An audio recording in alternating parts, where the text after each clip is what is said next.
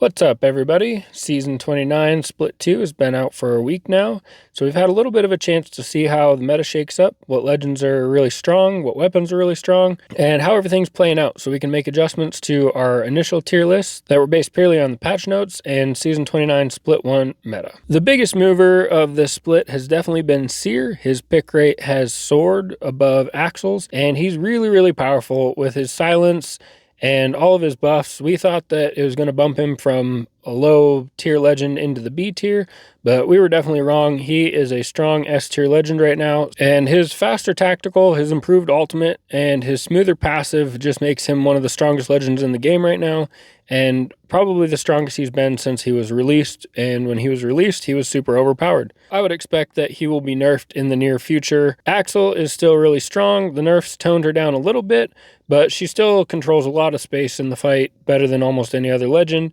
and she can help you and your team get in and out of fights really quickly. Valkyrie also still stays in S tier. Her landing nerf hasn't really mattered a whole lot for the average player. Unless you're dropping directly on a team like a pro, you're probably not even noticing the difference from where she was. Lifeline is still S tier. Her hands-free res is one of the most powerful abilities in the game, and with the buff to the Mastiff and the PK shotguns getting recharge on knock, you can bubble fight with her ultimate, and that makes her even stronger. So she's a really good legend. Now on to Pathfinder, we're moving him into S tier. Now, he is S tier not in that anybody can pick up Pathfinder and be better at the game. But if you are already very familiar with his grapple and you're able to play his playstyle really well, his fun level is definitely S tier, and he's really strong. His grapple takes a lot of hours to learn how to be proficient at and not mess it up all the time, and his hitbox is still big, but if you know how to play him, he is as strong as he ever has been.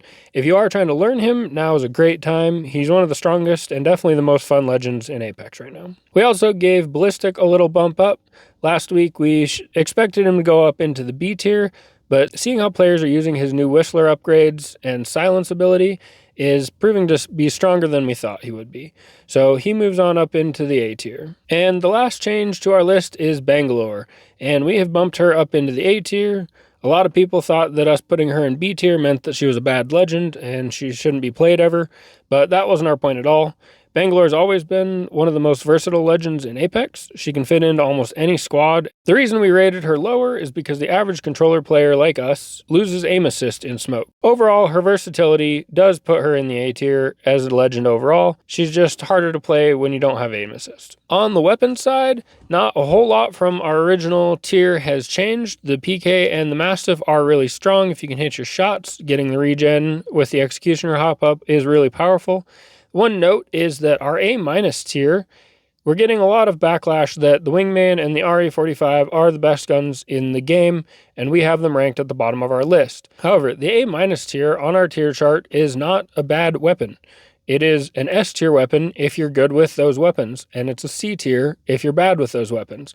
And the Wingman and the RE both have high skill ceilings. If you're able to master the pre-charge on the RE45 and hit your shots with the Wingman, they're both definitely high A tier or S tier weapons. So that's why they're in the A-, not because they're bad guns, but because they do require more skill than a lot of the other guns to use.